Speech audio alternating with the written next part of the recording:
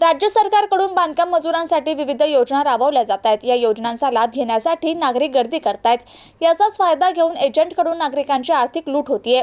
एजंटकडून सुरू असलेल्या या लुटीवर सरकार नियंत्रण आणणार का, असा सवाल नागरिक करतायत। याचा आढावा घेतलाय आमचे प्रतिनिधी रवींद्र सुरडकर यांनी। पाहूयात। महाराष्ट्र कामगार आणि इतर कामगार या योजनेमधून बांधकाम कामगार व्यावसायिक आहेत त्यांच्यासाठी शासनाने कल्याणकारी योजना राबविण्याचं ठरवलेलं आहे आणि त्याच माध्यमातून गेल्या 10 वर्षापासून या योजना सुरू आहे आणि शहरातील कमीत कमी लाखो लोकांना या योजनेचा लाभ सुद्धा मिळत आहे। आपण बघत आहात माझ्या पाठीमागे या ठिकाणी काही महिला आहे आणि बाजूला पण पुरुष आहे। तर जे कामगार आहे त्यांच्यासाठी ही योजना राबवलेली आहे आणि आज या ठिकाणी कुठेतरी बांधकाम कामगार योजनेतूनच साहित्य मिळणार असल्यामुळे त्या बाबतीचे थंब द्यावे लागणार आहे किंवा त्याची चौकशी करावी लागणार असल्यामुळे या ठिकाणी महिलांनी रांगा केलेल्या आहे। स्वतः या महिला 6 वाजेपासून आलेल्या आहे। आपण बघू शकता की या महिला कशा पद्धतीने या ठिकाणी उभ्या आहे आणि कशा पद्धतीने या ठिकाणी हे थंब घेण्यात येत आहे। या महिला सकाळी 6 वाजेपासून उभ्या असून या महिला थकलेल्या आहे। यांना पाण्याची सुद्धा या ठिकाणी सोय करण्यात आलेली नाहीये आणि महाराष्ट्र राज्य इमारत आणि इतर बांधकाम विभागातर्फे ही योजना राबवली जाते। या योजनेमध्ये बांधकाम कामगार जे आहे त्यांच्या पालनांसाठी विविध योजना या ठिकाणी राबवल्या जातात। आपण पाहत आहात की या महिलांची ही जी लाईन आहे, ही रांग आहे, ही कमीत कमी 1 किलोमीटर पर्यंत गेलेली आहे। काही जे साहित्य किंवा जे योजनेचा लाभ आहे तो मिळेल यासाठी सर्व या ठिकाणी जमलेले आपण पाहत आहात की ही लाईन किती दूरपर्यंत आपल्याला दिसत आहे। या ठिकाणी महिला सुद्धा आहे आणि एका बाजूने पुरुष सुद्धा आहे। तर अशा पद्धतीने या ठिकाणी समजा या महिला आलेल्या आहे, यांनी ते कामगारांचे जे अर्ज भरले त्या माध्यमातून त्यांना आता या ठिकाणी साहित्य मिळणार आहे अशी अपेक्षा त्यांना वर्तवली जाते। काय सांगाल ताई, आपण किती वाजेपासून इथे आलेला आहे आणि कशा करता आलेला आहे? 7 वाजेपासून आलेली आहे मी आणि अंड्याची किट भेटणार थंब द्यायला आले। अंड्याची किट कुठून आलात? एकता नगर। फॉर्म कधी भरला होता? फॉर्मला 7-8 महिने झाले। 7-8 महिने झाले। तर आपण बघितलं 7 ते 8 महिन्यापूर्वी यांनी फॉर्म भरला होता। मध्ये काही निवडणुका होत्या त्यामुळे ही योजना बंद करण्यात आली होती, परंतु आता पुन्हा चालू झाल्यामुळे या ठिकाणी या महिला या भांडी भेटली म्हणून आलेल्या आहेत। तुम्ही कुठून आलात ताई? रांजणगाव। म्हणजे तुम्हाला कसं कळलं या ठिकाणी कॅम्प म्हणून? ग्रुपला मेसेज टाकला होता त्यांनी, आज कॅम्प आहे म्हणून। कोणी टाकला होता? सरांनी टाकला होता। एजंट जे आहेत जे फॉर्म वगैरे भरून घेतात त्यांनी सरांनी आपण फॉर्म भरलेला आहे, कधी भरलेला आहे आणि याची फीस किती भरलेली आपण? फॉर्म भरून आम्ही जवळपास आता 7-8 महिने झालेले। फी किती भरलेली आहे? फी 1,500 भरली होती सुरुवातीला। 1,500 कोणाकडे भरले ते? ते ऑफिसला भरले होते। कोणत्या? घरच्यांनीच भरले होते जाऊन, मी फक्त सिग्नेचर वगैरे करून दिली होती। कोण आलता आपल्याकडे? काय नाही नेमकं? कांबळे सर म्हणून आहेत आमचे एजंट, त्यांच्याकडे दिले होते आम्ही। त्यांनी फॉर्म भरून दिले होते। किती दिले ते? 1,500 भरले होते सुरुवातीला। तर शासनाची फी खरं म्हणजे 23 रुपयेच आहे, परंतु 1,500 रुपये भरून या ठिकाणी महिलांनी फॉर्म भरलेले, कोणी 1000 भरलेले, कोणी 1,500 भरलेले, अशा पद्धतीने या महिला आहे। आणि आणखी आपल्या सोबत काही महिला आहे, आपण त्यांना विचारणार। काय सांगाल ते, कुठून आलात आपण? N9। कधी फॉर्म भरला आपण? 2 महिने झाले। किती पैसे दिले कोणाला? नाही, पैसे नाही दिले। नाही, फुकटमध्ये फॉर्म भरलेला आहे? हो, फुकट मध्ये। भांडे वगैरे काही मिळाले? आता मिळणार आहेत। मिळणार आहे? हो। कोणी सांगितलं तुम्हाला? कोणी सांगितलं म्हणजे ऑनलाईन फॉर्म भरलेला। तर इथं कॅम्प होऊन कसं कळलं तुम्हाला? आमचे ते एजंट आहेत ना, त्यांनी सांगितलेलं। एजंट?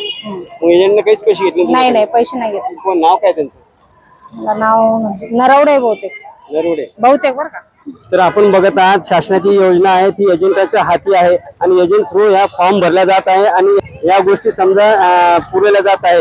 कुठेतरी 23 रुपयाची ही शासनाची फी असून 23 ते 50 रुपयापर्यंत ही फी असून या ठिकाणी समजा पैसे उकळले जात आहे। काय सांगाल ताई, आपण कुठून आलात?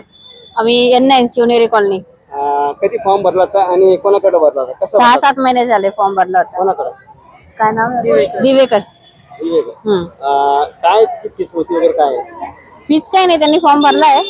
आता नंतर जे काही असेल ते नंतर आपले जे शिष्यवृत्तीचे वगैरे फॉर्म भरायचे त्याच्यासाठी हे कार्ड काढायचे आपल्याला। कार्ड काढायचं काही बोलणं झालेलं आहे? कशा योजना तुम्हाला पुरवल्या जातील किंवा काय केले? हा, त्यांनी माहिती दिली। तसं आपण कामगार कल्याणला गेल्यानंतर ते पण आपल्याला माहिती देतातच। कार्ड जर असेल आपल्याकडे, रजिस्ट्रेशन नंबर असल्यानंतर आपल्याला माहिती देते ना ते। फ्री मध्ये भरले का ते घेणं झालं? फ्री मध्ये। शासनाची फी जी असते ती पण त्यांनीच भरली का तुम्ही गेले? ती शासनाची आपण 1 रुपयाचं पावती फॉर्म असतं ना, ते आपण भरले। 1 रुपया? हा। तर आपण बघत आहात की या ठिकाणी काही जे नागरिक आहेत, त्यांचे महिला आहेत, त्यांचे सुद्धा फॉर्म फ्री मध्ये भरण्यात आलेले आणि अशा पद्धतीने या ठिकाणी गर्दी करण्यात आलेली। काय सांगाल ताई, कुठून आलात आपण? काय सांगाल? काहीच नाही. नाही आला कुठून आपण? आम्ही शेंद्रा एमआयडीसी चंद्रा एमआयडीसी मध्ये. कधी फॉर्म भरला होता?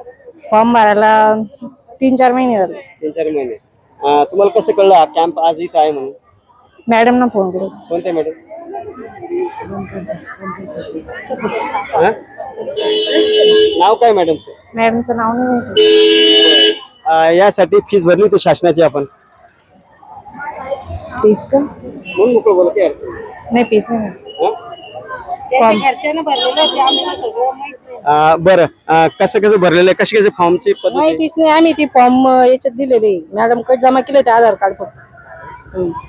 तर आपण पाहत आहात की ही लाईन किती दूरपर्यंत गेलेली आहे आणि या ठिकाणी आपण अशा पद्धतीने या महिला सकाळी 6 वाजेपासून आलेल्या आहे. पासून या महिला म्हणजे या ठिकाणी जे कॅम्प घेत आहे त्यांची सुद्धा या ठिकाणी व्यवस्था करण्यात आलेली नाहीये. तर अशा पद्धतीनं समजा हे करण्यात आलेलं आहे. आपण आणखी काही महिला आहेत त्यांच्याशी चर्चा करणार आहोत. काय सांगाल, आपण सकाळपासून आले आहे, आता बिस्किट खात आहात, नेमकं काय? काय नाही, आता इथे घबराट होऊन राहिली, ऊन लागू राहिलं म्हणून बसलो. बरं, कशासाठी आला तिथं? कामगार भांडे भांडे कशाचे? कामगारचे. फॉर्म कुठं भरला होता? विजय नरवडेकडं किती फीस भरली? 1200 रुपये भरले. 1200 रुपये भरले. आता परत मागू लागले ते पैसे. किती? 1000 रुपये द्या म्हणते. 1000 रुपये द्या. हा, मग ते फुकटचे भांडे आहे, कशाला एवढे पैसे घ्यायला पाहिजे मग? बरोबर आहे. किती महिला आहेत तुम्ही? खूप आहे. तरी पण आता इकडे तिकडे मला माहित नाही अजून किती आहे. विजय नरोडे कोण आहे? आंबेडकर नगरचे. तर आपण बघितलं की अशा पद्धतीनं महिलांकडून जे कष्टकरी, जे कामकरी आहे आणि जे इमानदारी काम करतात, अशा पद्धतीनं एजंट लोकांमार्फत पैसे उकळले जातात, नागरिकांमार्फत किंवा कामगारांकडून हे पैसे उकळले जातात. या ठिकाणी एका व्यक्तीकडून 1200 ते 1500 रुपयापर्यंत पैसे घेतल्याचं या कामगारांनी सांगितलेलं आहे. मी रवींद्र सुडकर, MC न्यूज, छत्रपती संभाजीनगर.